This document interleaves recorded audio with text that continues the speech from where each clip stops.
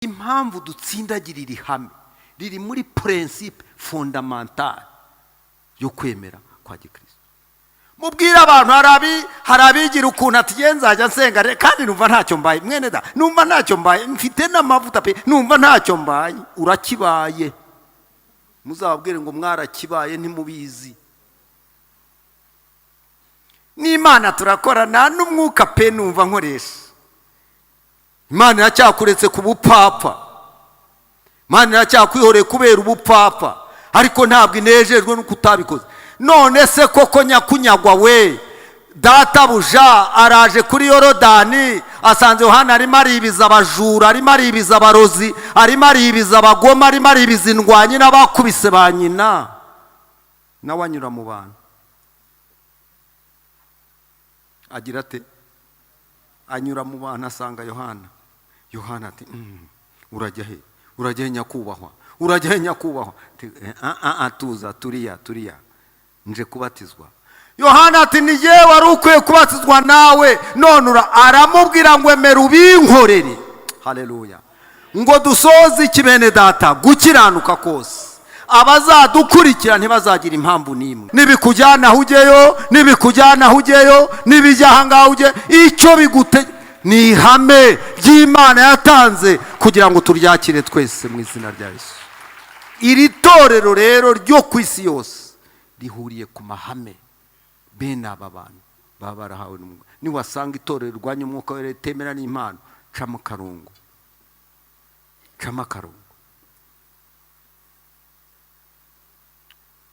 naraye numvise umuntu kuri YouTube arimo atukana nanze kumusubiza nyine no gushira isoni ntabwo wabona umuntu usaze ngo nawe usare nkabo atukana tebira mwihaye ngo muraha abantu amazi ngo azumva ubuhamya bwabo nabanze ahubwo yumva ubuhamya bwabo abo ngabo avuga abanze yumva ubuhamya bwabo byo bamubwira none se ubutureke kuba ko abantu bakize ibifu none se ubutureke kuba ko abantu babahawe urubyaro bakabyara bamaze imyaka 20 abo se sabagaho guhamya warwanya ute iryo hame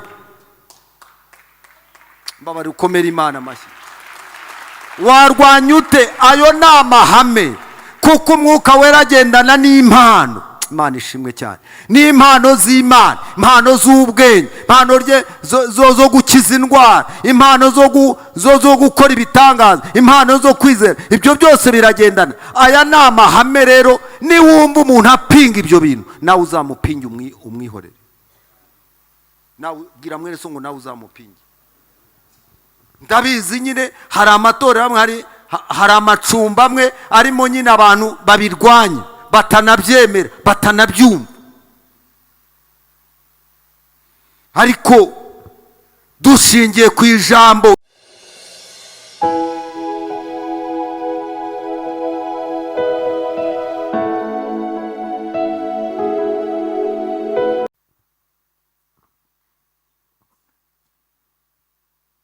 wenda hera kuri 17 Matayo 16 umurongo wa 17 urageza kuri 19 haravuze ngo Yesu aramusubiza ati urahirwa Simoni wa Yona kuko umubiri n'amaraso atari byo byabiguhishuriye ahubwo ni data wo mu ijuru nanjye ndakubwira nti uri Petro kandi nzubaka itorero ryanjye kuri urwo rutare kandi amarembo y'ikuzimu ntazarishobora.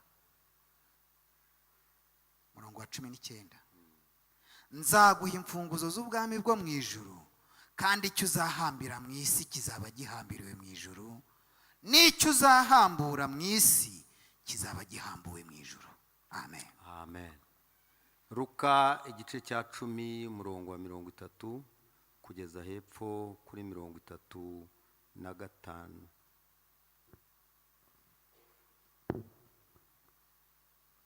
Luka igice cya 10 umurongo wa 30 kugeza kuri 35. Reka dusome mu izina rya Yesu. Yesu aramusubiza ati hariho umuntu wavaga i Yerusalemu amanuka i Yeriko agwa mu gico cy'abambuzi baramwambura baramukubita barigendera bamusiga ashigaje gato agapfa. Nuko umutambyi amanuka muri iyo nzira, amubonye arakikira arigendera. N'umureba ahageze nawe abigenza atyo, amubonye arakikira arigendera. Ariko umusamariya wari mu rugendo nawe amugeraho, amubonye amugirira impuhwe, aramwegera amupfuka inguma, amwomoza amavuta ya elayo na vino, amushyira ku ndogobe ye, amujyana mu icumbi ry'abashyitsi, aramurwaza. Bukeye bwaho yenda idenari ebyiri, aziha nyir'icumbi ati, umurwaze, kandi ibyo uzatanga byose birenze ku byo ngusigiye nzabikwishyura ngarutse. Noneho utekereza ute? Muri abo bantu ninde wabaye mugenzi w'uwo waguye mu bambuzi? Aramusubiza ati, ni uwamugiriye imbabazi. Amen. Amen. Uyu mugoroba ndakomeza kwigisha kuri teme yitwa itorero icumbi ry'abakristu mu isi. Niyo teme cyangwa niyo nsanganyamatsiko twatangiye kuganiraho. Itorero icumbi ry'abakristo mu isi. Murabizi igihe Yesu yavuganaga n'abigishwa be, nibwo bwa mbere mu kanwa ke haturutse ijambo itorero. Ntabwo yari yarigeze arivuga indi shuri iyo ari yose.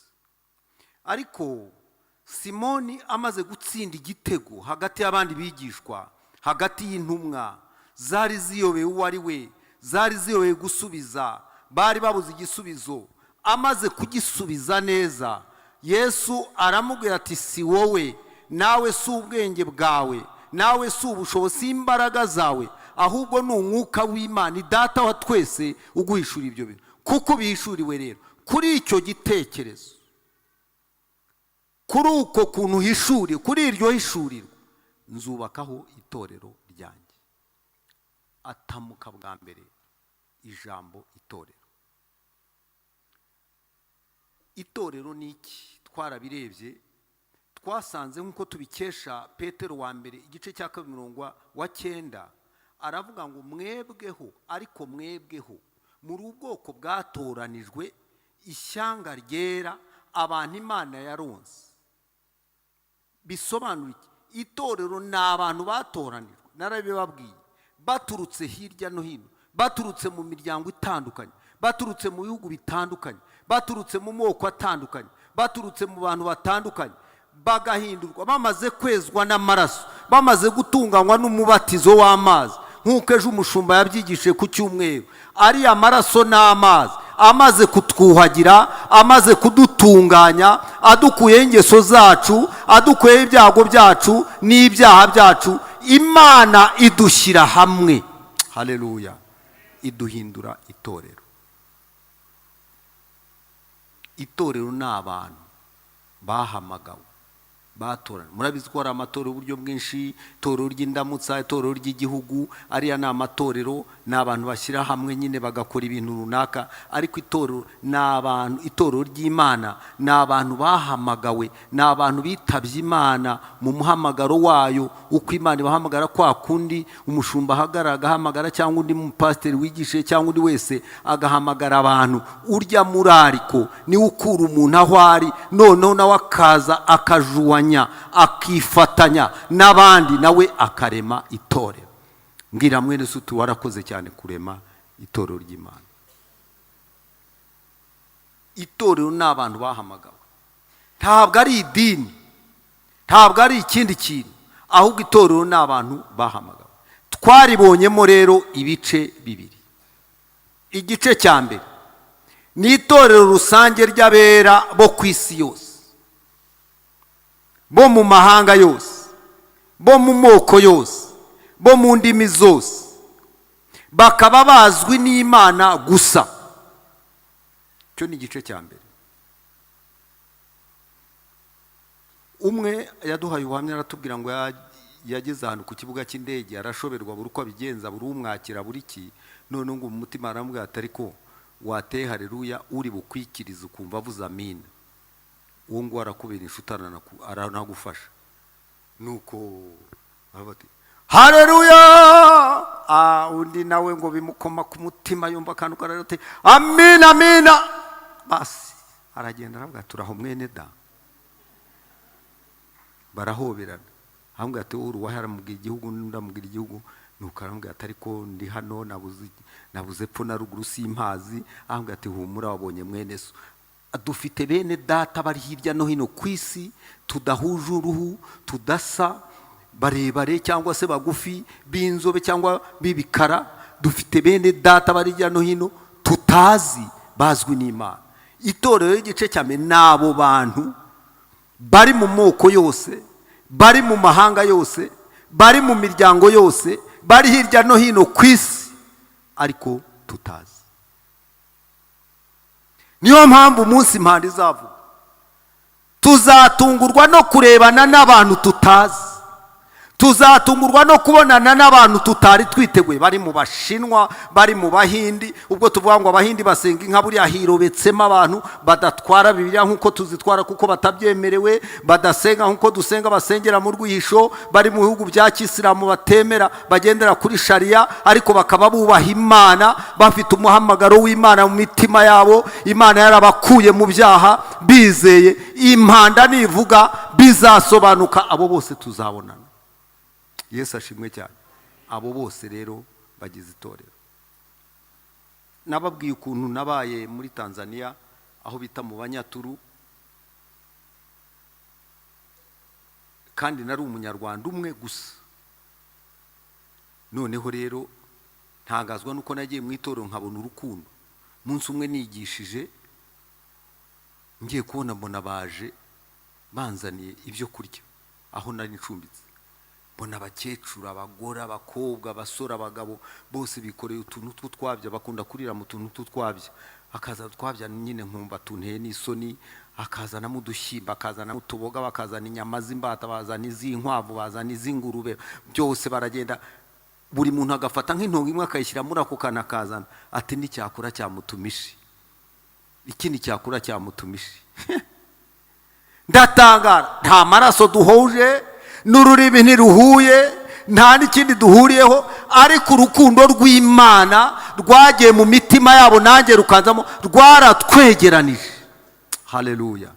Abo bose rero tutazi, abo bose tudasobanukiwe, tuzababona kuri urya munsi. Iryo ni itorero ry'Imana mu rwego rw'isi yose. Yesu ashimwe cyane. Yesu ashimwe cyane. Ubwa kabiri, nubwo badashobora kugaburirwa ku meza amwe, nicyo kibazo. Ntabwo abo bantu bose bo muri Amerika, ntabwo abo bantu bose bo muri Aziya, ntabwo abo bantu bose b'Ibutare n'Icyangugu no mu Ruhengeri twese twakwirwa ku meza amwe. Abo bose niyo mpamvu bagiye baba mu miryango itandukanye, aho bashobora kujya ku meza abakwira.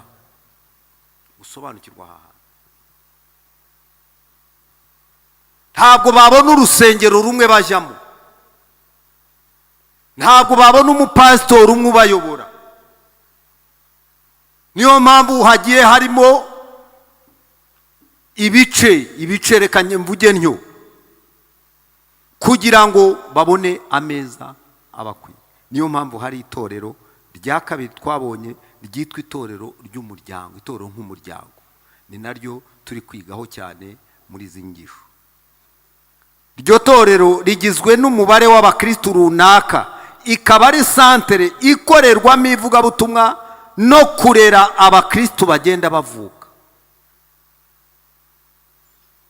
ikanakorerwamo indi mirimo n'imihango yera yose nk'uko yasizwe itegetswe n'umwami.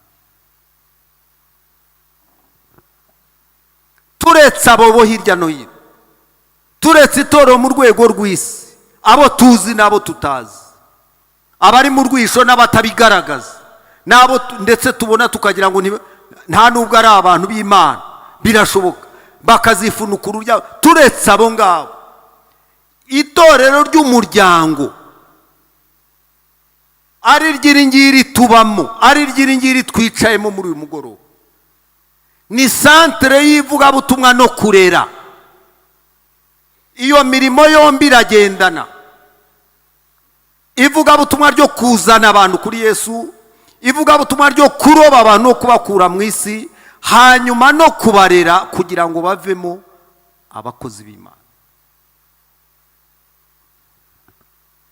Niyo mpamvu abashumba bataruhuka, kugira ngo muzabyitegereze. Ntabwo kandi muri bakuru murareba inshuro zose amasaha menshi abashumba baba bari muri urusengero. Kuki? Kubera ko baragijwe ni ba nyiri icumbi, kugira ngo uwasize wa muntu twasomye akamusigamo, agasiga atanze tasiki, arambwira ati uyu muntu umurebe, dore ngusigiye ibizamutunga. Akira, azana amadenari aramuha, akira ibi ni ibizamutunga, umufashe, umusoanye, ukora ibintu byose, ibyo ukenera byose, n'ibindi uzongeraho nzabiguhangarutse, nzagaruka nje kureba umuntu wanjye. Haleluya. Nzagaruka nje kureba umuntu wanjye. Abashumba niyo mpamvu mubona bafite umurimo ukomeye wo kudasinzira no gushakisha ku manywa na nijoro. Ni iki itorero rikeneye? Ese noneho dukora iki muri uku kwezi? Ese noneho dukora iki muri iki cyumweru? Ese noneho dukora iki muri uyu mwaka? Ese noneho dutegura inyigisho zimeze? Ese noneho dutegura amasengesho ameze? Dushake teme imeze? Ntabwo ari akazi mu buryo busanzwe, ahubwo ni inshingano basigiwe, twasigiwe n'uwadusigiye abantu mu icumbi. Yesu ashimwe cyane. Yesu ashimwe cyane. Munyikirize, Yesu ashimwe cyane. Ndasubiramo. Aramufata, amaze kumwomora inguma, amaze kumukiza, amaze kumushyiraho amavuta, amaze kumwomoza vino, aramujyana muri iryo cumbi. Ahamagara nyir'icumbi ati umva nkubwire muvandimwe, uyu muntu ndamwitoraguriye, uyu muntu nsanze asigajeho gato agapfa, none arakize, ndagira ngo umfashe, jye simpari. Haleluya. Wadusize ntahari, yaragiye. Yesu ashimwe cyane. Wadusize ntahari, yaragiye. Ariko azagira ate? Mwanshubije, azagira ate? Azagaruka. Abwira nyir'icumbi, bashumba turi kumwe, asiga abwiye nyir'icumbi, aravuga atumva uyu muntu, iri jambo ryankoze ku mutima, namurokoye, yarokotse. Haleluya. Namukuye mu nzara z'urupfu, namukuye mu menyo y'abambuzi bari bamuhitanye, n'uwanjye. Imana ishimwe. N'uwanjye. Ariko rero kuko ntahari, niwe nsigiye aka kazi. Ngiye impamvu mbona tudasinzira. Ntabwo dushobora gusinzira, ntabwo dushobora kujya. Inshuro nyinshi muzasanga mama bishop ari hari, inshuro nyinshi muzahansanga, inshuro nyinshi muzasanga bishop, inshuro nyinshi muzasanga abashumba. Turi aho ngaho. Amaterano niyo tutari bwigishe tuza kuyicaramo. Kubera iki? Ese mwagize ngo no gutona umurongo se? Tuyicaramo kubera inshingano uyu muntu yasize. Buriya niyo naba ntigishije, simburonganiriza hariya muri office, avuye mu iterana akavuga ati ndagushaka, simburonganiriza Pastor Claudine n'abandi. Niyo mpamvu ntabwo ari ugutonda umurongo nk'abatagira umukoro. Nuko nyir'umuntu azagaruka, kandi ngo tuzatonda umurongo, ngo abatubwira ati nimwinjire bagaragu beza. Haleluya. Mwinjire mugororerwe mbaho ingororano, mwankora icyo nashakaga, mwandindiye umuntu muramunyeretse. Yesu ashimwe cyane. Kandi yadusigiye ibyangombwa, yasize idenariyo ebyiri, isezerano rya kera n'isezerano rishya, ririmo intungabugingo zose kugira ngo turibagaburire. Nimwakire no muri uyu mugoroba, mwakire muryeho. Imana ishimwe cyane. Yadusigiye inshinga. Ariko mugomba kuba mu icumbi. Mbwira mwene se ngo ugomba kwicara mu icumbi. Iri torero nk'umuryango rero rifite imiryango myinshi itandukanye, ariko nubwo itandukanye, narababwiye ngo mbere yuko ugira icumbi winjiramo ugomba kureba. Nubwo turi imiryango itandukanye, hakaba restoration nk'umuryango, hakaba Zion Temple nk'umuryango, hakaba Bethesda Holy Church nk'umuryango, hakaba Assemblies of God nk'umuryango, hakaba Deeper Life nk'umuryango. Ni menshi ntabwo nabona uko nyirondora. Aho hose hagiye hari bene data, aho hose hagiye hicaye abakozi b'Imana. Hari ibintu bimwe tugomba guhuriraho. Iryo torero rihuriraho, abera bahuriraho, byerekana isano dufitanye. Muntege amatwi cyane. Nubwo turererwa mu miryango itandukanye, yitwa amazina atandukanye, ariko hari ibintu biri common byerekana isano dufitanye. Tukavuga tuti bariya ni bene data, cyangwa bariya ntabwo ari bo. Bariya ntabwo nabajyamo, biriya ntabwo nabijyamo. Kuki? Hari ibintu biri common tugomba guhuriraho. Ndaje mu kanya ndabivuga. Nujya ahantu ntubibone, uzibukire. Nugenda ntubone, ujye ubanza witegereze. Bushize navuze ku muyobozi mukuru, ndamuvugaho nanone gato, ariko reka mbanze mvuge ibi ngibi. Ibyo bintu ni ibiki? Ni ibyo bita amahame shingiro agenga ukwizera n'ukwemera kw'abakristo. Amahame shingiro.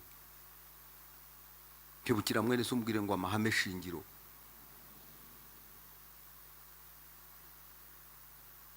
Twasengera mu rusengero rutari rwiza, twasengera mu rusengero rwiza, twasengera mu ihema, byagenda gute? Ariko hari ibyo duhuriraho twese, niba koko turi mu murongo umwe wa gikristo.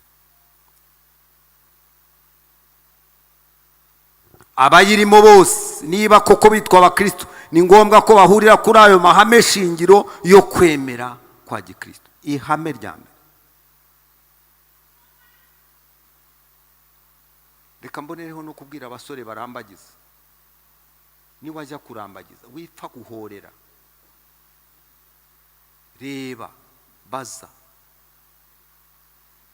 se wizera ute? Wizera iki?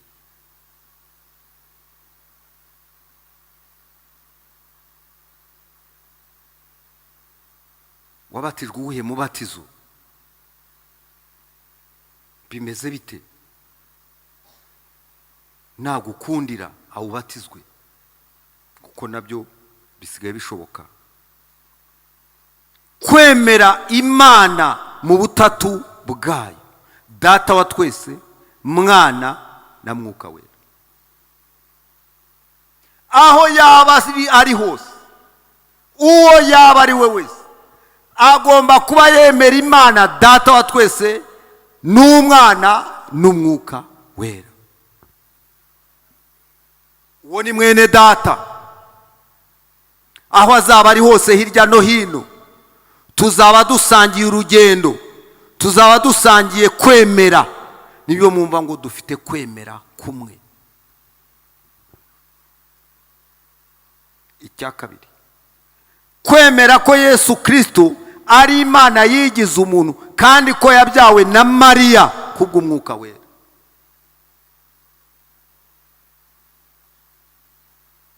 Ayo ni amahame abiri akomeye shingiro, byo bita principe. Ngira ngo ibyo amahame dukunze kumva iryo jambo tunaryiga kenshi. Ibyo bita principe fondamental zo kwizera kwa gikristo. Umuntu wese ufite izina rya Kristo muri we, akavuga ko yakiriye Kristo, akavuga ko ari umukristo, agomba kuba yemera ibyo bintu neza.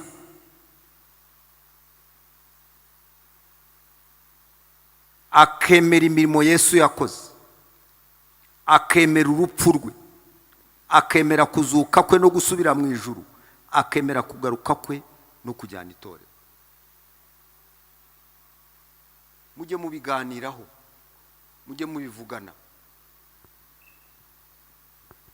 Iri torero rero ndimo mbabwira ryubakiye hejuru y'ibyo bintu. Icya gatatu, kwemera umubatizo wo kwibizwa mu mazi. Bavandimwe, mureke mbabwira iki kintu. Hari ugusanga umuntu avuga ati ariko jewe Bishop yakigisheho ku cyumweru, numva umutima wanjye urafashijwe. Yakivuzeho umwanya, avuga ari amazi icyo asobanuye. Habiranzwe ngo nuba amazi aracyabakiza. Uriya mubatizo mureba uyu nguyu wo dushoramo abantu, natwe twaba twarawushotsemo, wo kwinika, ngo bawita umubatizo ngo no kwinika. Bamwe iyo bashaka kubivuga nabi, twe tuwita umubatizo wo kwibiza, immersion, gucubiza umuntu. Uriya mubatizo ni sinye, ni ikimenyetso gikomeye cyane cy'ihame ry'ubwami bw'Imana. Iyo umuntu awanze ntawemere, agakizwa, akuzura n'umwuka wera, akanahanura, agakora ibitangaza, ariko ntawemere, abagendera ku kuguru kumwe. Kuko biravuga muri Mariko ngo umuntu wese wizera akabatizwa azagira ate? Azakizwa. Niko byanditse. Muri 89 hari umugabo wakijwe ari umugoronome. Icyo gihe kugira ngo umuntu akizwe ari umwagoronome cyangwa se akizwe ari umuntu wo muri izo nzego z'abakozi ba leta, twafataga dutya tukajya tuvuga tuti agoronome yakijijwe, agoronome yakijwe. Byari ibintu by'ibitangaza. N'umusirikare w'ipeti bo ntitwanababonaga, bari abakaporare n'abasoruda basaza, ariko yabaga ari nk'umukapiteni. nta reka ntabwo. Iyo hakizwaga rero umugoronome cyangwa umwarimu, nari mfite abarimu babiri muri paruwase nayoboraga, iyo twakoraga inama bazaga imbere nkabicaza imbere, twabahaga icyubahiro. Byari ibintu bikomeye. Ari abarimu bo muri primaire, mwigisha mu wa gatatu ndi mu wa mbere. Agoronome akijijwe, tugira ikibazo nako agira ikibazo, aravuga ati je rero twumvikana, ndakijijwe murabimenye, ariko nabatijwe muri Eyari, yari umuprotestant ukomeye. Ati ibintu by'amazi ni ikimenyetso na kimenyetso, niba ari ikimenyetso naragikorewe, ntihazagira unkira ibindi, ni ikimenyetso na kimenyetso. Niko yavugaga. Uwo bagane ni ikimenyetso na kimenyetso, uwo bagane ni ikimenyetso. Yari yarabaye ni ikimenyetso na kimenyetso. Umunsi umwe rero haza inkuru yo kujikabera kwa Mariyamu. Abazi Mariyamu yari umuhanuzikazi wo muri Kongo. Yari umuntu ukorera, ufite igice cyo haruguru gusa. Icyo hepfo n'icyakoraga, ntiyitumaga, ntiyaryaga, ntiyagiraga ate, nuko yabagaho imyaka yose. Yajyaga ajya mu ijuru, yakongera akagaruka, akaritemberamo, akaza agahanurira abantu. Uwo mugabo aravuga ati nzajyayo, nanjye nzajyayo, njye kureba Mariyamu, nanjye nzajyayo. Akora urugendo ajyayo. Bafite ukuntu bakiraga abantu be bageze ku marembo, bakavuga ati haje abanyarwanda cyangwa haje abandi bantu, nuko bakagenda bakabanza bakabwira Mariyamu abaje bari. Binjiye bagiye kumubwira bati haje abanyarwanda, avuga ngo nimumbwirire uwo mugabo urimo wanze umubatizo. Ngo mumubwire ngo nturi bumubone, banze ugende ukora icyo wanze gukora, uzabona ugaruke. Mbabwire, bamubwira iryo jambo, inkubira mugwira, asa n'umuntu ukubiswe n'inkuba, kandi serious. Nta nubwo bamuretse ngo acumbike arare, yagiye kurara handi. Ngo mubwire ngo uko kugoma kwarambabaje, uko kugoma kwarambabaje. Agenda abanza bikora azabona garuke. Yaje shisha itabona, ageze aho twayoboraga nyine aravuga ati ndashaka kubatizwa. Twamubatije ari wenyine Rutoki. Umubatizo wabaye avuye ku kazi saa 11, nuko araza yambara ikanzu nyine ajya mu mazi amarira ari yose asaba Imana mbabarira naragusuzuguye. Nuko natwe nyine turavuga ati ntukongere gusuzugura mu izina rya Yesu, bapepe umuvemo. Nuko turamubatiza, arongera asubirayo. Baragana ambwa ati ngo kuki wandwanije, kuki wandwanyaga. Impamvu dutsindagirira ihame riri muri principe fondamentale yo kwemera kwa Gikristo. Mubwira abantu harabigira ukuntu ati nzajya nsenga kandi numva ntacyo mbaye. Mwene da, numva ntacyo mbaye, mfite n'amavuta pe, numva ntacyo mbaye. Urakibaye. Muzababwire ngo mwarakibaye ntimubizi. N'Imana turakorana n'umwuka pe numva nkoresha. Imana iracyakuretse ku bupfapfa, Imana iracyakwihoreye kubera ubupfapfa, ariko ntabwo inejejwe nuko utabikoze. None se koko nyakunyagwa we, databuja araje kuri Yorodani asanze Yohana arimo aribiza abajura, arimo aribiza abarozi, arimo aribiza abagoma, arimo aribiza indwanyi n'abakubise ba nyina, nawe anyura mu bantu. Agira ate? Anyura mu bantu asanga Yohana. Yohana ati urajya he? Urajya he nyakubahwa? Urajya he nyakubahwa? Tuza turiya nje kubatizwa. Yohana ati ni yewe wari ukwiye kubatizwa nawe, none aramubwira ngo emera ubinkorere. Haleluya. Ngo dusoze iki bene data, gukiranuka kose abazadukurikira ntibazagira impamvu n'imwe. Iri ni ihame, ni principe. Nushaka umukobwa utarabatizwe mu mazi menshi, kora uko ushoboye kose niba wamukunze azabatizwe mu mazi menshi. Nushaka umugabo utarabatijwe, dusigaye dushingira nyine tukabona birabaye, umuntu akagenda nyine agashakana n'umuntu. Kora uko ushoboye, mumbwire ngo uzakora uko ushoboye. Aciye kumumbwire basore murebane, mumbwire tuzakora uko ushoboye.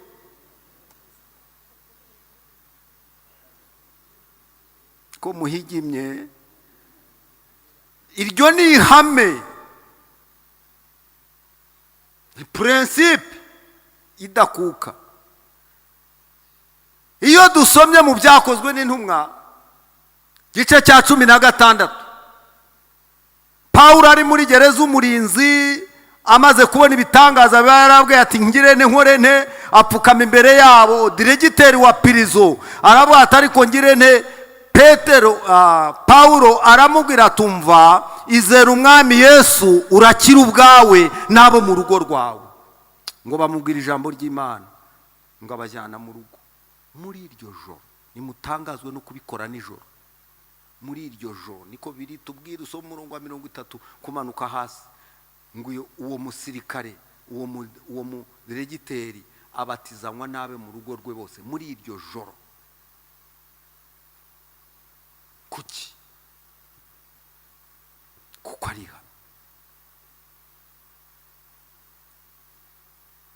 No mu byakozwe n'intumwa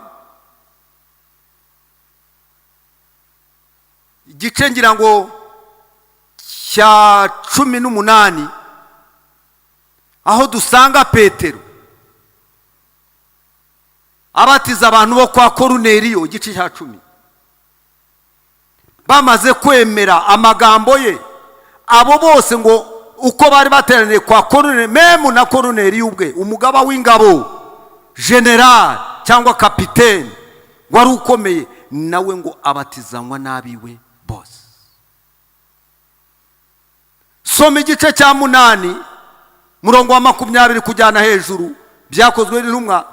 Haravanga uwo mugabo w'umunyetiyopiya wari waragiye Yerusalemu atumwe, ngo ari umuministre, ngo agendaga agamitse mu modoka ye asoma, ariko atazi ibyo asoma. Agenda asoma uko imodoka bamutwaye, uko imodoka agenda asoma. Igice cya 53 cya Yesaya cyanditswe ngo yajyanywe nk'intama icecekera imbere y'abayikemura, ngo niko atabumbuye akanwa ke, ngo ari imbere y'abamushinyaguriye, ngo namara ntiyigeze avuga. Aragenda arabisoma ngo imibabaro yacu niyo yishyizeho, intimba zacu nizo yikoreye, yashenjaguriye gukererwa kwacu. Agenda abisoma aravuga ati ariko uyu muntu ninde? Uyu wabaye atya agaceceka ninde? Imana bayakoze kuri Filipo, iramubwira iti sanga iriya modoka ihuta uyihagarike. Filipo ayihagaritse abona harimo nyakubahwa, aramubwira ati nyakubahwa, ibyo usoma urabyumva? Undi atereka da, byambereye amashobera amahanga, byanyobeye. Nakurira se tukajyana gusobanura? Undi ati araza yicaye iruhande rwe, haratangira avuga ati uwo muntu, haleluya, je ndamuzi, ni Kristo wapfuye, je ndamuzi, ni Kristo wabambwe, je ndamuzi, ni Kristo wamenye amaraso ye. Agenda amusobanura uko amusobanura, byumva. Ubwo imodoka irimo iragenda, bagera iruhande rw'amazi. Aravuga ati bashoferi muhagarare.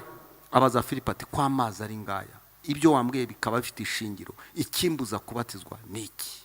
Ahambwe ati nta gihari. Bombi ngo baramanuka bajya hehe? Mu mazi. Aramubatiza, umwe ajya muri Etiyopiya, undi asubira mu Azoto, ntibongera kubona. Umubatizo ni ihame. Komera Imana amashyi mwene data. Niwajya muri Tanzania rero ukaganira n'umuntu ukumva nawe iryo hame ari iryo, nawe yaracubijwe mu mazi, ukajya i Dar es Salaam, ukajya i Mwanza, ukajya i Bujumbura, ukajya muri Kongo Kinshasa, ukajya muri Canada nk'uko ejo bundi mwavuyemo amafamiye, ukajyayo ukabona uwo muntu ukumva nawe niko ameze, uzamwicomekeho. Uyu muntu musangiye gupfa no gukira. Haleluya. Aho ari nubwo utahazi, nubwo uri mu utaruzi, ariko duhuje amahame shingiro. Yesu ashimwe cyane. Amahame shingiro yo kwemera. Irindi hame ni ukwemera umubatizo wo mu Mwuka Wera.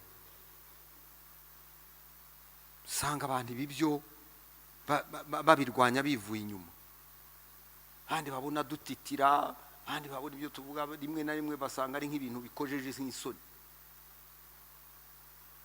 Kabatumba rero jewe reka nkubwire kabisa nakizwa, ariko biriya bintu byo mwigira wapi? Umufando umwe inshuti yanjye ubu ni staff, jo bundi yaranyandikiye, ndabaza nti bya bintu uracyabivuga? Ati ndabivuga. Ati byankukiyemo, atumbi ndabisazanya, amaze kuba umusaza, twabanaga igishari.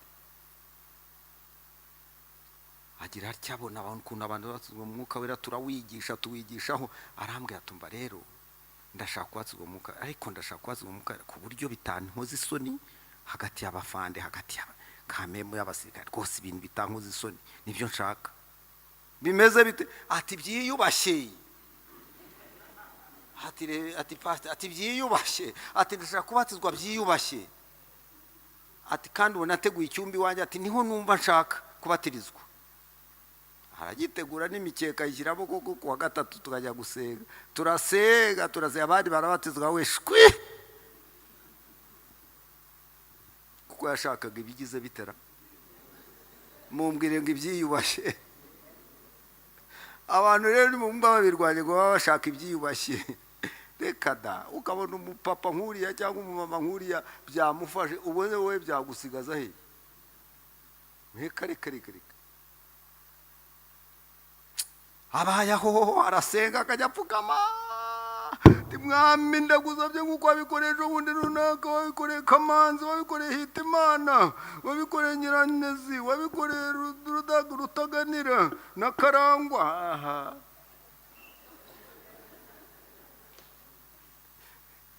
Imana iramwihoreye, ugashaka ibyiyubashye.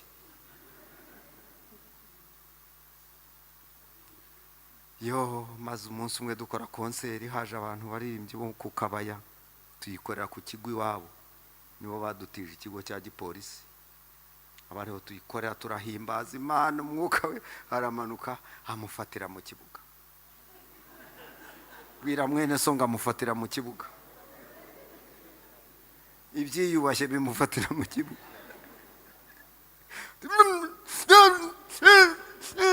afande reka nkubwire, ririya ni ihame rifata umuntu wese. Haleluya.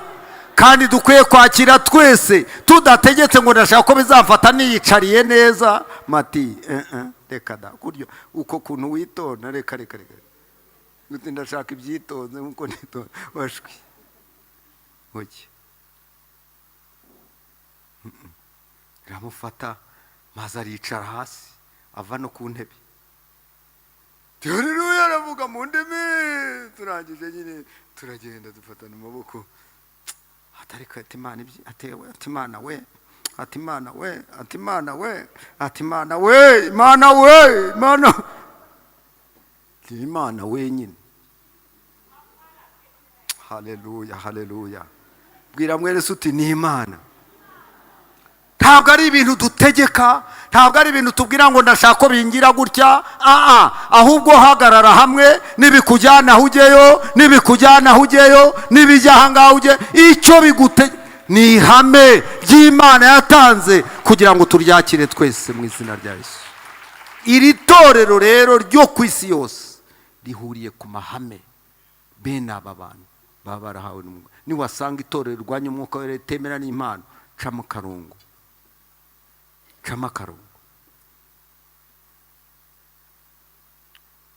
Naraye numvise umuntu kuri YouTube arimo atukana, nanze kumusubiza nyine no gushira isoni. Ntabwo wabona umuntu usaze ngo nawe usare nkabo. Atukana tebira mwihaye ngo muraha abantu amazi ngo azumva ubuhamya bwabo. Nabanze ahubwo yumva ubuhamya bwabo, abo ngabo avuga. Abanze yumva ubuhamya bwabo byo bamubwira. None se ubu tureke kuvuga ko abantu bakize ibifu? None se ubu tureke kuvuga ko abantu babahawe urubyaro bakabyara bamaze imyaka 20? Abo se sabagaho guhamya. Warwanya ute iryo hame? Mbabari ukomera Imana amashyi.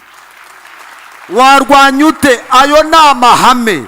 Kuko umwuka wera agendana n'impano. Imana ishimwe cyane. N'impano z'Imana, impano z'ubwenge, impano zo gukiza indwara, impano zo gukora ibitangaza, impano zo kwizera. Ibyo byose biragendana. Aya ni amahame rero. Niwumva umuntu apinga ibyo bintu, nawe uzamupinge umwihorere.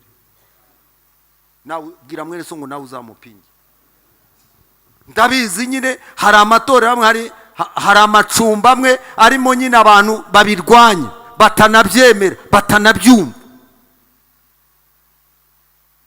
Ariko dushingiye ku ijambo icyo rivuga ngo Yesu Kristo uko yari arejo n'uyu munsi niko ari, niko azahora iteka ryose. Ni ukuvuga ngo uko yahumuye Barutimayo, ni ukuvuga ngo uko yasohoye Lazaro mu gituro, n'uyu munsi yabasha kubikora, kandi arabikora. Yo ni ihame. Mbwira mwene so ngo ayo ni amahame. Ibyo bintu rero nibyo nababwiye byitwa common. Ni common, ni rusange. Ntongere mbwira utazagira ibyago ugashaka umugore ubipinga. Ahubwo ati sindi bujyeyo, je biriya ntabwo nabijyamo. Ugende ugi wawe, nanjye ndaje iwanjye ho namenyereye. Uzabisengere.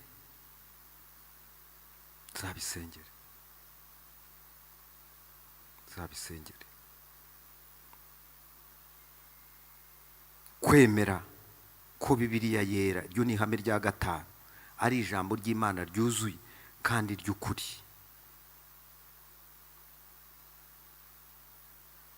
Hari umuntu uherutse kuva hano, turamubura ntitwamubona. Hashize iminsi mpurira nawe ibatsinda. Araza arandamutsa, ese bite? Ati uzi ko nsigaye mfite indi Bibiliya? Naho ati nabonye birisobanuye. Ninyereka. Yarayifite mu gasakoje. Anyereka Bible de Mormon, Bibiliya y'Abamormoni. Erega bari hano Ikinyinya, niba mutanabizi, bari hano Ikinyinya munsi y'umurenge. Hari Abamormoni bafite Bibiliya yabo. Muri iyo Bibiliya reka mbabwira ibintu bibiri bivugwamo. Bivuga ko Imana yabyaye abana benshi kandi ikagira abagore benshi. ngo niba hari itorero ryitwa Betesida uwo ni umugore w'Imana, niba hari itorero ryitwa Karuveri uwo ni umugore w'Imana, niba hari Assemblies of God ni umugore w'Imana, ngo Imana ifite abagore benshi. Ngo natwe abagabo rero niyo mpamvu twemererwa kugira abagore benshi. Niko iyo Bible de Morumo imeze.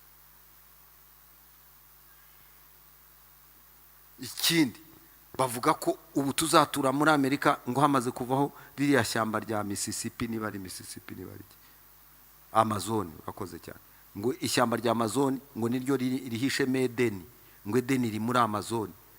Ubu twese ngo tuzaya gutura muri Edeni yo muri Amazon.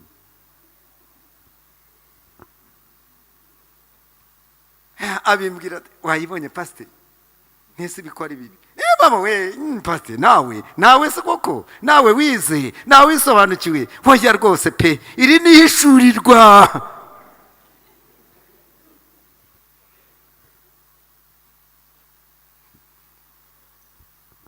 Amahame shingiro yemeza ko Bibiliya dufite ari ijambo ry'Imana ryuzuye ritongerwaho, ridafite irindi ku ruhande rwaryo. Iryo ni ihame duhuriraho. Ihame rya gatandatu ni ukwemera ko hari umuzuko w'abapfuye kandi hazaba n'umuriro w'iteka. Ihame rya karindwi ni ukwemera ko ijuru ririho kandi izagirwamo nabe. Aya mahame yose ndetse n'andi tutavuze niyo yerekana ingabano z'ubukristo n'indi myemerere itandukanye. Niyo yerekana ingabano aho tugabanira n'abantu batemera, n'abantu batari mu murongo. Aya ni amahame. Itorero rya Kristo, itorero mu icumbi, niho tuyigira, niho tuyamenyera. Imana idufashe kandi dumuje. Reka nihute ndangize. Aya mahame kandi niyo agomba gukurikizwa n'imiryango itari imwe, akerekana n'icyo dupfana niyo twaba dutuye mu bihugu bitandukanye, ndetse niyo twaba tutarererwa mu miryango itandukanye. Mwumve neza. Ibi mvuze by'umubatizo, ibi mvuze by'umwuka wera, ibi mvuze by'Imana, ibi mvuze byo kwemera ubutatu bwera, ibi mvuze byo kubatizwa mu mazina atatu, ibi mvuze byo kwemera umubatizo wo mu mazi, ni ingabano zitwerekana aho tugarukira n'aho tutarenga. Hanyuma kandi zikerekana icyo dupfana niyo twaba tudatuye ahantu hamwe, niyo twaba tudasengera mu itorero. Ariko kuko ubyemera nanjye ndakwemera. Ibindi byose ni discipline. Reka ndangirize ku cya discipline.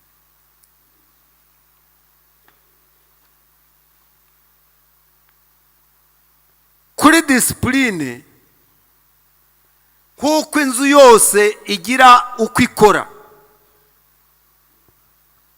na gahunda yayo, ni nako n'itorero naryo rimeze. Ugasanga twebwe muri Betesida Holy Church dufite uko tugenda, dufite uko tuyobora, dufite uko tuyoborwa, ntabwo bimeze nk'ibyawe cyangwa ibyundi. Dufite ibyo twemera tuziririza n'ibyo tutaziriza kubera uko tumeze. Ibyo bya discipline nibyo biriya bijyana n'imyambarire no gutega igitambara cyangwa kutagitega, ni ibyo nyine. Ni inzu, ibyo ni discipline, ntabwo ari amahame shingiro. Ibyo ni discipline y'abantu baba barihaye, kandi nabyo hari n'ibyo abantu bagwamo bari batanabizi. Jewe narinzi kubyigisha cyane pe. Jewe muzabaza amaparuwase nayoboraga, narinzi kubyigisha nka kudoda, nka kubuza ipantaro uyambaye ute, ambara se n'iyimbere nibura yindi yakora, nayiboneke wenda igere hano irenge ikanzu, kukujyana muri office.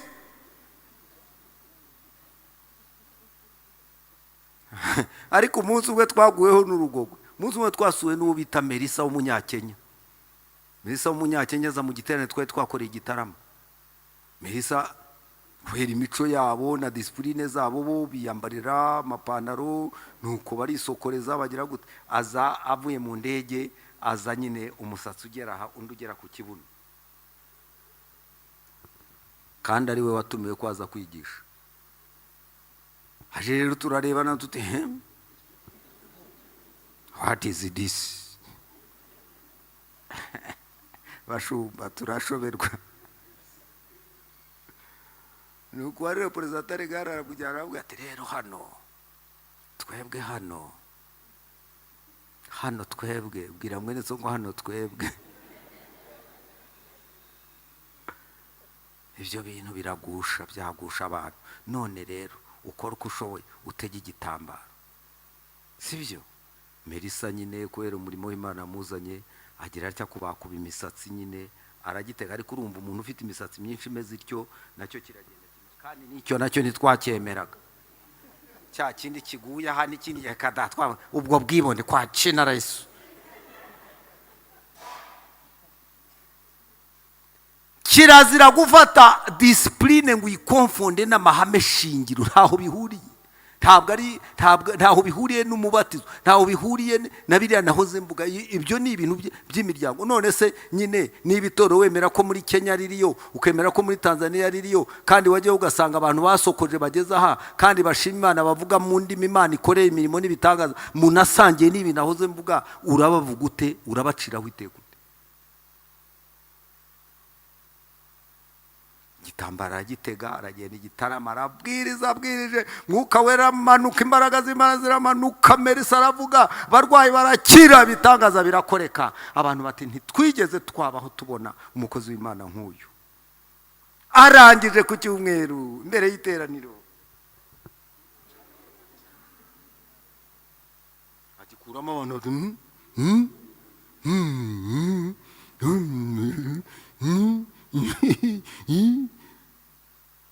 disipurine ni abantu bayirema ubwabo, ntabwo ari amahame shingiro, ntabwo ari uko umuntu wayambaye aba yakosheje, ahubwo ni amahame y'abantu ubwabo.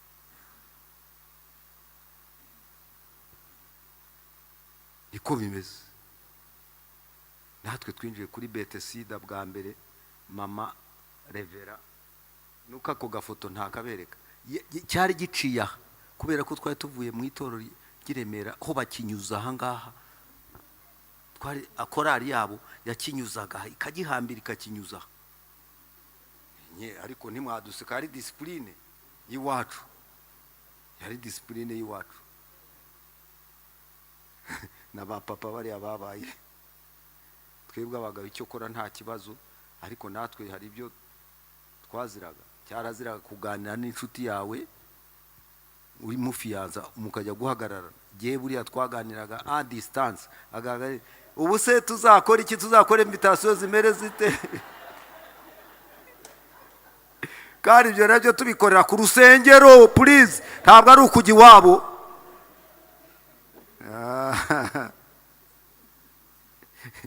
Ndibuka tuganira iby'ubukwe rwose, na invitation kuyirebaho ko ari ukugira ngo tinyerekane akaboko katavoka kegera ibere rye.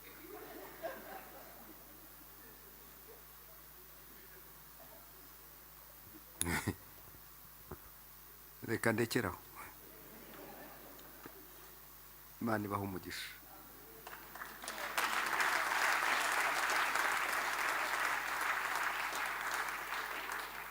Ndagira ngo mbahe icyifuzo. Dukwiye gusaba Imana abakristo b'itorero ryacu bakaba muri izi nyigisho. Abashyigikiye icyo cyifuzo turebe. Dukwiye gusaba Imana abakristo bacu bakaba muri izi nyigisho, bakamenya aho tuva, aho tugera naho tugarukira. None se umuntu utumvise ibi azabigira ati? Ko azajya agwa mu bintu atazi, ubundi akagenda uko atazi. Imana ibahe umugisha mu izina rya Yesu, amen.